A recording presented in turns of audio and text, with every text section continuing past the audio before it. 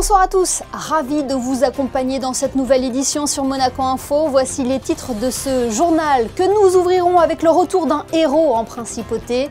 2 jours après son titre historique à Shanghai, Valentin Vachereau a été célébré comme il se doit au Monte Carlo Country Club. Une vague d'émotion pour le joueur de tennis monégasque à découvrir dans quelques instants. Dans ce journal également, il s'appelle Sébastien Pocognoli. Il est le nouvel entraîneur de l'AS Monaco et a été présenté officiellement aujourd'hui à la presse. Le technicien belge nous livrera ses premières impressions et ses ambitions à la tête du club. Alors que la Fondation Prince-Pierre proclame son palmarès 2025, ce soir nous nous sommes intéressés à cette rencontre privilégiée entre les auteurs en lice pour le prix de la Bourse de la Découverte et certains lecteurs. L'habit fait-il l'artiste? C'est la question que posait la conférence inaugurale de la saison de l'AMCA. Elle a été animée par Annabelle Ténès, directrice générale du Louvre-Lens. Elle sera notre invitée ce soir sur Monaco Info. Et enfin, nous parlerons de maladies chroniques qui touchent les jeunes comme les moins jeunes, l'arthrose et les rhumatismes inflammatoires, un sujet dont les complications sont parfois méconnues. Nous ferons le point avec le docteur Olivier Brock. Nous ouvrons donc ce journal avec le retour triomphal de Valentin Vachereau à Monaco après sa victoire historique au Masters de Shanghai. Le Monégasque a été accueilli en véritable héros au Monte Carlo Country Club. Il faut dire que sa victoire a été éclatante, lui permettant de bondir à la 40e place au classement ATP et faisant ainsi la fierté de tout un pays. Fabien Bonilla, vous avez assisté à cet accueil plus que particulier au MCCC. On peut le dire, Valentin Vachereau a été célébré comme il se doit. Et oui, quoi de plus normal que d'organiser cette réception surprise sur la terre battue du Monte Carlo Country Club, là où tout a commencé pour lui. Valentin revient sur ses terres tel un héros victorieux après une longue bataille, 15 jours de match. Il a été salué comme il se doit par le souverain. On l'écoute. Est-ce que 2 jours après, l'émotion est encore présente? Comment vous sentez? Non, mais bien sûr que l'émotion est toujours là. Mais bon, elle était là aussi quand je regardais la finale. De toute façon, c'était déjà extraordinaire qu'il soit en finale contre son cousin. C'est une, voilà, comme l'a titré un célèbre quotidien sportif français, c'était une belle cousinade. Mais c'est un formidable exploit pour Valentin, c'est un formidable moment pour le tennis monégasque, pour le sport monégasque. C'est vraiment cet esprit de famille qui a dominé et qui a peut-être amené ce petit plus qui l'a aidé à franchir ce pas. Une autre personne qui a vibré aussi pendant cette quinzaine, elle était présente à Shanghai pour les demi et la finale. La présidente du Monte Carlo Country Club, présidente également de la Fédération monégasque de tennis. On écoute Mélanie-Antoinette Demassy sur bien sûr ces fabuleux résultats de Valentin Vachereau. Je ne sais pas sincèrement si je le réalise encore parce que certes il y a la fatigue du voyage, puis il y a eu aussi essayé d'organiser ce petit événement qui, même si ce n'est pas un événement officiel, ça reste très familial, convivial, juste la famille du tennis, la famille du tennis monégasque. Il fallait quand même que tout soit parfait, coordonner tout ça. Donc je pense que j'aurai le contre-coup et que je vais commencer à réaliser demain, mais c'est fantastique. Quand je pense que maintenant, grâce à nos joueurs, la Fédération monégasque de tennis a 3 titres de Masters 1000. Il y a Hugo en double à Rome, Romain en double à Monaco cette année et maintenant Valentin en simple historique à Shanghai. Et nous sommes avec le principal intéressé, Valentin, déjà bravo. Est-ce que vous attendiez comme ça une surprise à cette arrivée et ses supporters? Non, pas du tout. J'en tremble encore quand j'ai pris le virage là-bas en bas, de voir Monseigneur, tous les médias, je pense qu'il n'y en a pas un qui est pas là, et juste de voir tout le monde là-haut, c'est super. Je suis tellement impatient d'aller voir tout le monde, et je pense que c'est un titre aussi pour tout un club et tout un pays. Ouais. Et justement, est-ce que vous êtes redescendu de ce nuage 2 jours après? Est-ce que vous réalisez l'exploit que vous avez réalisé? Non, je ne pense pas que je réalise à moitié encore, et je pense que c'est très bien comme ça pour le moment, que je reste un peu là-haut. Ça me fait vraiment profiter de tous ces moments et redescendre sur terre vraiment quand il faut, au moment de repartir à l'entraînement dans quelques jours. Ouais. Dernière question, si vous deviez vous rappeler d'un souvenir de cette quinzaine, un seul, ce serait quoi? le dernier. Je pense que cette cérémonie avec mon cousin Arthur sur le podium, je pense que c'est le plus beau moment de ma vie. J'en ai encore les frissons. Qu'on soit tous les deux en finale d'un Masters 1000, déjà pour la famille, pour nous, c'est incroyable et je pense que ce moment restera gravé à jamais. Et vous nous avez fait pleurer et justement on a demandé, pour finir ce reportage, ce qu'avaient pensé vos amis, vos fans. En quelques mots, comment ils peuvent vous définir, et voici la réponse et ce sera le mot de la fin. Merci beaucoup Valentin. Irréel et incroyable, quoi, voilà. Même si on savait sa qualité, on ne sait jamais le niveau de sa performance qui est absolument incroyable. En quelques mots, c'est phénoménal. Il a été monstrueux. Le travail qu'il a fait sur lui-même, ces 2 semaines qu'il a fait là, c'est absolument exceptionnel. Honnêtement, il a été héroïque, tellement courageux et c'est un professionnel incroyable. Qu'est-ce que tu as envie de lui dire? Que je suis fier de lui. Valentin, comme tu le sais, je suis très très fière de toi, je te le dis sans cesse, je n'ai jamais douté de tes capacités. Tu es un joueur extraordinaire et je veux juste te dire un grand merci de la part de nous tous, un grand merci pour tout ce que tu fais et pour nous avoir fait rêver et faire rêver nos juniors également. Donc je suis fière de toi et merci et Dagemu Nego. Voilà pour ce pur instant de bonheur partagé au MCCC. En football, l'AS Monaco a officiellement présenté son nouvel entraîneur à la presse aujourd'hui. Arrivé samedi en principauté, Sébastien Pocognoli a confié ses premières impressions sous ses nouvelles couleurs, mais a également dévoilé ses ambitions à la tête du club, lui qui s'est engagé jusqu'en juin 2027. Au centre de performance de la Turbie, le reportage de Yannick de Bever et Jean-Alexandre Dordet.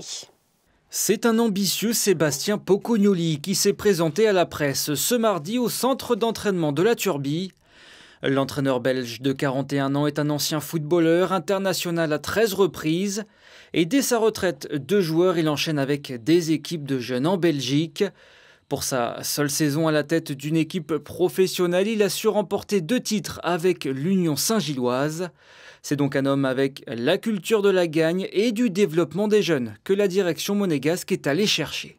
Il y avait des bonnes choses qui ont été faites forcément ces dernières années. Moi, je vais arriver avec mes principes qui collent forcément à ceux de Monaco, puisque c'est pour ça qu'on m'a choisi, j'ai envie de dire. Et voilà, je vais essayer d'apporter ma personnalité sur le terrain et mon style de jeu, et aussi d'encadrer ces jeunes joueurs, de prendre aussi avec moi les leaders de groupe pour encadrer ces jeunes joueurs et d'essayer d'apporter un football plaisant et qui mettra certainement toutes les qualités de l'effectif en valeur. Cette nomination peut s'avérer être un pari de la part de la direction monégasque. Certes, Pocognoli a déjà connu le succès, mais il n'existe aucune garantie sur la capacité du Belge à maintenir son équipe à un très haut niveau européen sur le long terme. What we are doing is trying to anticipate things that we realize that could be not in a good place soon. At this stage, we have our season and our goals under control. I think that the process and the alignment on ideas, on playing principle, the hungry to also working on players' development, which Sebastian is presenting to you guys and all the staff we have around the coach and the players, is the security that we have to reduce the risks that naturally we have. Sébastien Pocognoli aura donc un peu moins d'une semaine pour travailler avec son groupe avant son premier match officiel qui aura lieu ce samedi à Angers. Objectif, une 5e victoire en 8 journées de Ligue 1 McDonald's. En basket, rythme dense pour la Roca Team avec 3 matchs au programme cette semaine. Le premier, un déplacement à Bologne ce mercredi en Euroleague. Fort de leur dernier succès face à Paris en championnat et contre Milan en Euroleague, les Monégasques veulent poursuivre sur cette bonne dynamique. L'entraîneur Vassilis Panoulis et le pivot Kevarius Hayes évoquent les enjeux de cette rencontre au micro de Lisa Fernandez-Martins. You have to be ready every game, especially in EuroLeague. It's very tough when you play on the road. Every game on the road is difficult, and every win on the road, especially, is very, very important. Yeah, we're playing better. You know, we make some couple, no good performances, but we show video, we practice, and we show reaction. Just to continue to play good defense and to share the ball. I know, I had a couple of games, but I'm still kind of adjusting to everyone play style. You know, depending on who I'm doing the pick and roll with, they see it differently, so I just think I gotta adjust a little bit more And as far as my personal performance, just gotta, keep doing what I do, bring energy, and be more of a presence on defense. They have very good home court, and they take a lot of energy from their fans. I think that we have the experience to play in this kind of arenas and this kind of atmosphere, and we kind of like it because this is the beauty of the basketball, to play in packed arenas and to be nice intensity. The main focus is on us and obviously like what they like to run, their plays and stuff. And but mostly, he emphasized to us to kind of bring that same intensity we did against Paris. Bologne-Monaco, c'est ce mercredi à 20h30. Comme chaque année, la Fondation Prince-Pierre organise sa traditionnelle cérémonie de proclamation des prix. Une soirée qui récompense des artistes dans le domaine de la musique, de l'art ou encore de la culture. Parmi les différents prix, la Bourse de la Découverte vient récompenser un auteur pour son premier roman. Mais avant d'assister à la cérémonie, les 6 auteurs en lice pour le prix étaient présents lors d'une rencontre avec le public. Reportage d'Alban Jean-Jambre, Hugo Comassa et Clélia Renaud. 6 romans qui ont tous un point commun, c'est le premier ouvrage de leur auteur. Alors quoi de mieux qu'une rencontre avec le public pour en savoir un peu plus sur ces nouveaux artistes littéraires. En fait, la littérature, la lecture, c'est mes premiers amours. J'ai l'impression qu'on a les mêmes amours ici et puis dans la salle. Pour se lancer dans un premier roman, qu'est-ce qu'il faut ? Il faut avoir digéré l'expérience dont on a envie de parler. Pour être capable de la sublimer. Sinon, les choses sont trop confuses. Après, le premier roman, il a cette licence-là qu'on lui accorde, qui est qu'il peut y avoir une vulnérabilité, il peut y avoir une fragilité, il peut y avoir des petits défauts. Ces petits défauts sont souvent même beaux et valorisés dans les premiers romans. Mais je crois que oui, ça nécessite une histoire, n'importe laquelle, sur laquelle on fait un pas de côté, une histoire qu'on a digérée. Ces auteurs sont à Monaco car ils sont sélectionnés pour la Bourse de la Découverte, un prix qui récompense un auteur pour son premier ouvrage. C'est tellement important de se sentir vu, lu, encouragé. C'est une chance déjà de venir à Monaco, de rencontrer des auteurs parce qu'on se croise mais on ne se connaît pas forcément, ou alors en tous les cas de nom, on s'est lu, donc c'est assez intéressant de pouvoir discuter après. Donc c'est assez formidable et c'est une grande chance. L'un des 6 auteurs recevra une bourse de 12 000 € par la Fondation Prince-Pierre lors de sa traditionnelle cérémonie de proclamation des prix. L'association monégasque pour la connaissance des arts a lancé hier soir sa nouvelle saison de conférences au Théâtre des Variétés. Une saison placée sous le thème de la mode. Et quels sont les temps forts qui vont rythmer ce cycle? Élément de réponse avec Christinda Petit-Homel qui a rencontré la présidente de l'AMCA, Elisabeth Bréau.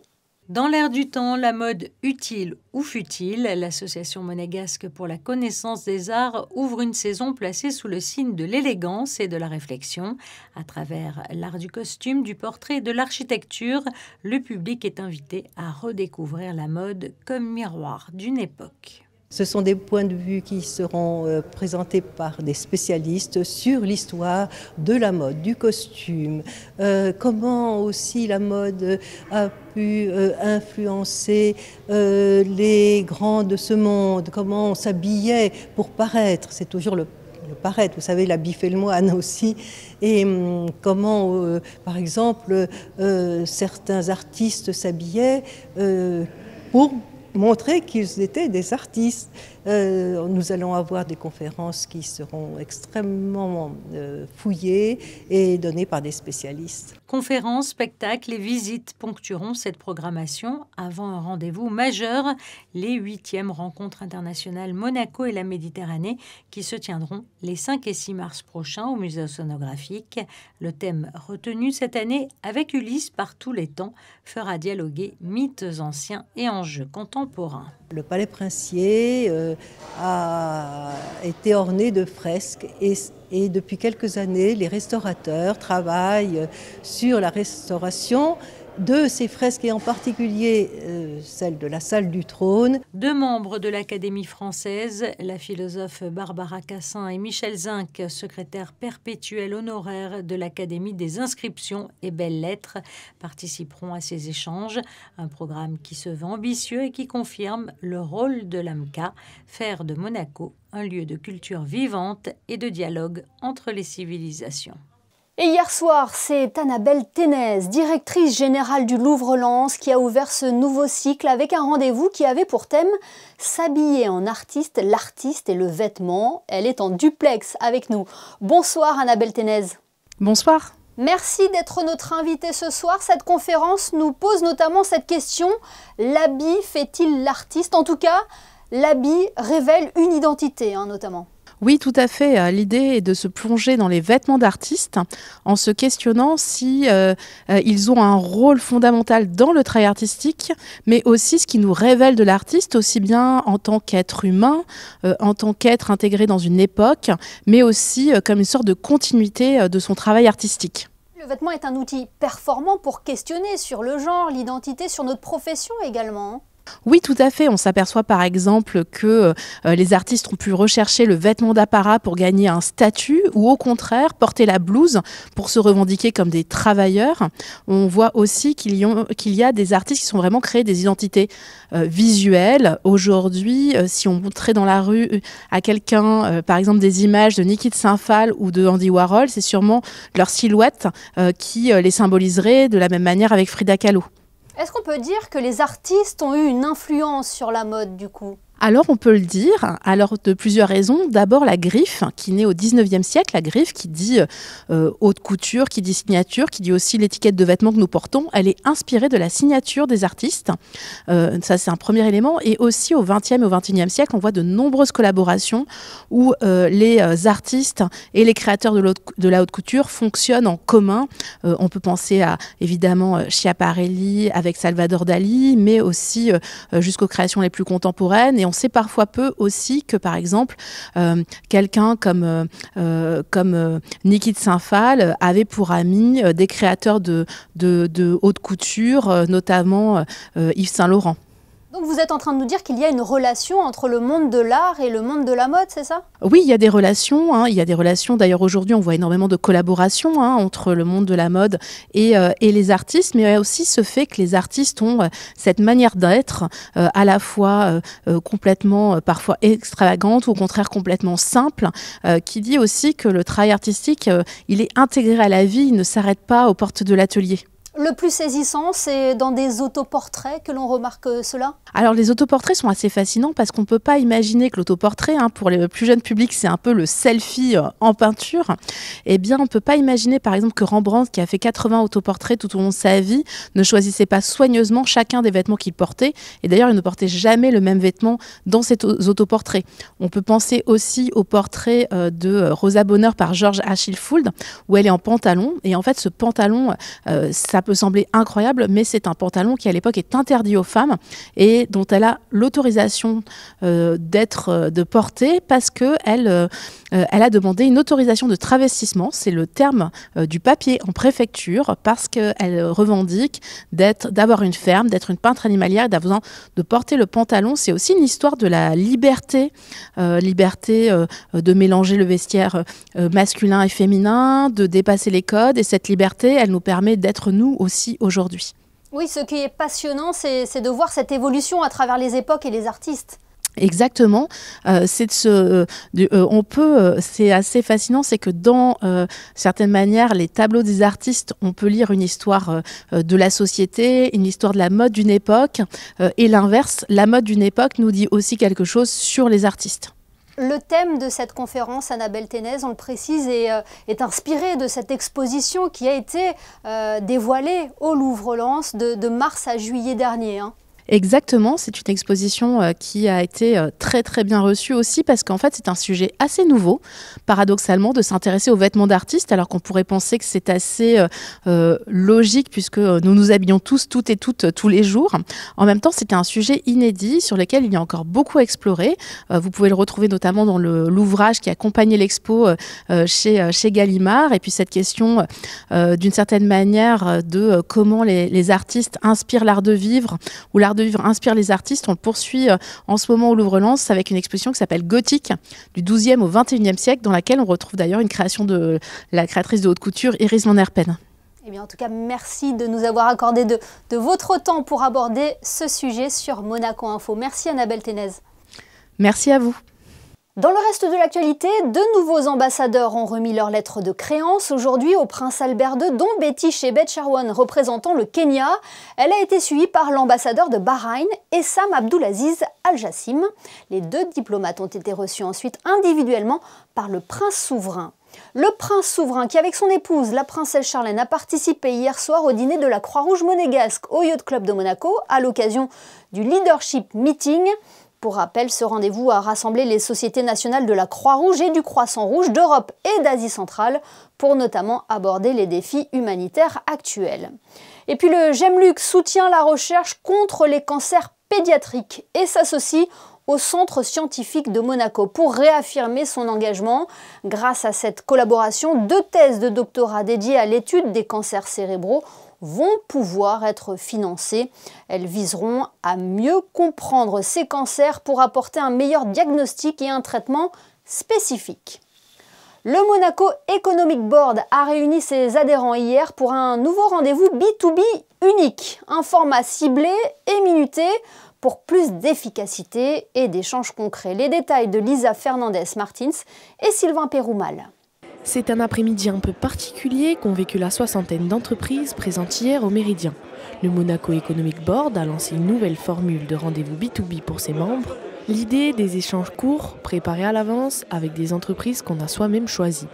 Un changement de rythme assumé par le MEB qui veut aller plus loin que les traditionnels cocktails de réseautage. Ici on cible, on anticipe et on repart souvent avec des contacts utiles.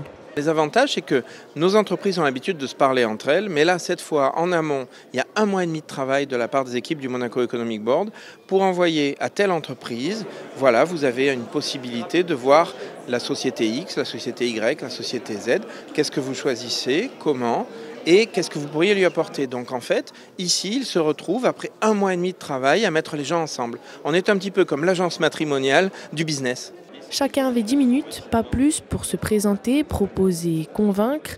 Une centaine de rendez-vous ont ainsi eu lieu dans un format proche du speed dating, mais pour faire du business. C'est parfait parce qu'on va à l'essentiel. Donc une demi-heure, on peut se perdre. 10 minutes, on sait les bonnes questions à poser, les réponses dans les deux sens et ça y va. C'est des bonnes rencontres. Ça débouche sur des projets. Moi, de toute façon, je suis pour le contact humain. Je veux dire, tous. Bon, alors maintenant, avec le système d'IA, d'Internet, etc., moi, j'ai toujours préféré le contact. Je veux dire, même quand on envoie un mail, on n'a pas l'intonation, on n'a rien. Moi, je préfère rencontrer la personne. Là, on a rencontré une personne qui représentait une banque. Peut-être qu'un jour, on ira prendre des comptes chez lui. Un format express qui séduit et qui pourrait bien devenir un nouveau rendez-vous régulier du MEB. Il est temps à présent d'accueillir notre second invité pour nous parler de maladies chroniques qui touchent les jeunes comme les moins jeunes, l'arthrose et les rhumatismes inflammatoires. Un sujet dont les complications sont parfois méconnues et qui était au cœur de la 4e rencontre monégasque pour les rhumatismes inflammatoires. Faisons le point avec le docteur Olivier Brock, il est interrogé par Sarah Inkari. Bonsoir docteur. Bonsoir Sarah. Qui sont les personnes touchées par les rhumatismes? Les jeunes comme les moins jeunes? D'ailleurs, il y a plusieurs types de rhumatismes et vous vous concentrez sur les rhumatismes inflammatoires, c'est ça? Expliquez-nous. Voilà, tout à fait. On se concentre actuellement sur les rhumatismes inflammatoires qui touchent les jeunes comme les moins jeunes, alors que l'arthrose, par exemple, touche préférentiellement les patients de plus de 40 ans. Donc là, aujourd'hui, on aborde les rhumatismes inflammatoires avec en particulier la polyarthrite rhumatoïde et la spondylarthrite ankylosante. Vous l'avez cité, l'arthrose, qu'est-ce qui différencie les rhumatismes de l'arthrose? Uniquement l'âge? Alors pas du tout, pas uniquement l'âge. L'arthrose, pour faire court, c'est une douleur articulaire qui va faire mal lorsqu'on fait un effort, alors que quand on se met au repos, on va mieux. Le rhumatisme inflammatoire, c'est un petit peu l'inverse. Il va y avoir des douleurs qui vont réveiller la nuit, qui vont se dérouiller le matin et qui vont s'améliorer à l'effort. Que ça soit pour la polyarthrite au niveau des mains ou la spondylarthrite au niveau de la colonne. Et par quoi sont causés les rhumatismes? Alors concernant les rhumatismes inflammatoires et la polyarthrite rhumatoïde, il y a une part héréditaire qu'on ne connaît pas. Il y a plusieurs gènes responsables de la possibilité d'avoir une polyarthrite. Et puis il y a des facteurs environnementaux qui font qu'à un moment donné, on va déclencher une polyarthrite. Le plus connu étant le tabac. Et le tabac peut favoriser l'apparition d'une polyarthrite.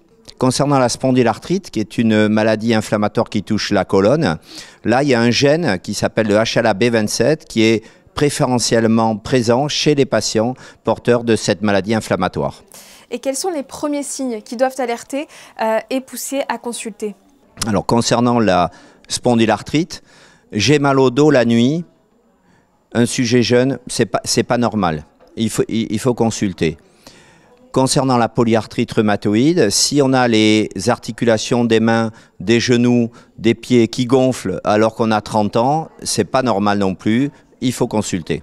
Et est-ce que les rhumatismes peuvent prendre des formes graves? Ils peuvent en tout cas entraîner des complications cardiovasculaires. C'est un point sur lequel vous avez insisté. Alors tout à fait. Cette année, on a voulu bien sûr présenter les avancées thérapeutiques et lorsqu'on traite correctement les patients, vraiment ils vont nettement mieux parce qu'on arrive à stopper la maladie avec des nouveaux traitements. Mais effectivement, si la prise en charge n'est pas suffisante ou la maladie plus sévère, il peut y avoir des complications en dehors des articulations. Et cette année, on a voulu mettre l'accent sur les complications cardiovasculaires, car une inflammation systémique entraîne des complications cardiovasculaires type infarctus, etc. Et c'est pour ça que c'est très important de traiter correctement nos patients et enlever l'inflammation. Et comment on les traite justement? Et est-ce qu'il y a des avancées notables également dans les traitements ou les approches de prise en charge? Alors oui, avant on avait les anti-inflammatoires, la cortisone et c'est tout. Maintenant on a des traitements de fond classiques, le méthotrexate, qui a montré qu'il pouvait réduire l'inflammation articulaire, mais également l'inflammation cardiovasculaire. Et pour les patients les plus sévères, on a les biothérapies qui montrent également une réduction et un arrêt de l'inflammation articulaire, mais également une réduction des complications cardiovasculaires, ce qui est quand même un progrès énorme. Une dernière question, est-ce qu'on peut prévenir les rhumatismes? Vous avez parlé tout à l'heure du tabac, est-ce qu'il y a autre chose? Alors, ce qu'on dit aux patients qui ont dans leur famille un rhumatisme inflammatoire, il y a certains paramètres sur lesquels on ne peut pas jouer, l'hérédité, la génétique, donc ça, on ne peut pas y jouer. Par contre, sur tout ce qui est environnement, en particulier le tabac, il faut stopper, faire de l'exercice physique et avoir une alimentation équilibrée, certainement pas en évitant tel ou tel aliment, mais en préconisant plutôt une alimentation type régime méditerranéen. Et oui, souvent les mêmes recommandations. Merci beaucoup, docteur, pour vos éclairages. Merci. Une exposition à présent à découvrir à l'espace 22. La galerie située boulevard d'Italie dévoile un événement signé par l'agence de Wendy Lowers, figure incontournable de la scène artistique monégasque. Il regroupe une sélection d'œuvres de peintres, de sculpteurs ou de photographes internationaux. Visite guidée avec Christinda Petit-Homel et Lionel Bernardi. À Monaco, l'art contemporain reprend ses quartiers à l'espace 22. Intitulé Exposition d'art contemporain, l'événement réunit des artistes venus d'horizons variés pour une célébration vibrante de la création actuelle entre innovation, émotion et diversité des styles. Portée par Wendy Lowers et son agence Multi-Art Events, cette exposition met à l'honneur des talents internationaux tout en offrant une véritable visibilité aux artistes émergents. Je pense que le rôle d'un galériste, justement, c'est de faire connaître des artistes émergents. Dans mon cas, je voyage de par le monde pour ramener toutes ces pépites ici, à l'espace 22, qui est un très bel écrin pour les artistes. Alors dans cette exposition, il y a des styles un peu différents. Il y a du pop art, il y a de l'art contemporain plus traditionnel. Il y a des artistes surtout internationaux qui viennent des États-Unis, du Brésil, Afrique du Sud, Belgique, France, Allemagne. Donc j'aime bien réunir des artistes qui ont une mouvance un petit peu commune pour pouvoir les exposer ensemble et leur donner cette belle énergie. J'ai aussi des artistes monégasques. Donc j'ai Belinda Bussotti, Belly, qui fait des très très belles sculptures. J'ai Calypso Tigaldi. J'ai un artiste belge qui s'appelle Joël Moons, qui est fabuleux. Cet artiste-ci, Marco Olivier, vient d'Afrique du Sud. C'est des noms dans l'art contemporain. C'est des artistes qui sont déjà un petit peu connus. Depuis plus de 10 ans, Multi Art Events multiplie les initiatives en principauté pour rendre l'art accessible à tous. L'exposition est ouverte tous les jours de 11h30 à 18h à l'espace 22.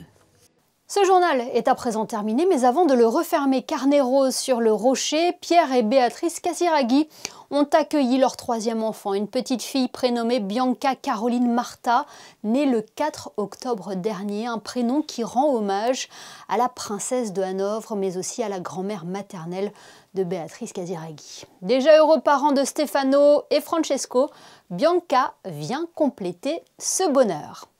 À suivre, la météo de Christinda Petit-Thomel. On se quitte avec le retour triomphant de Valentin Vachereau à Monaco. Photo signée ce soir Manuel Vitali. Belle soirée à tous sur Monaco Info et à demain 19h pour une nouvelle édition.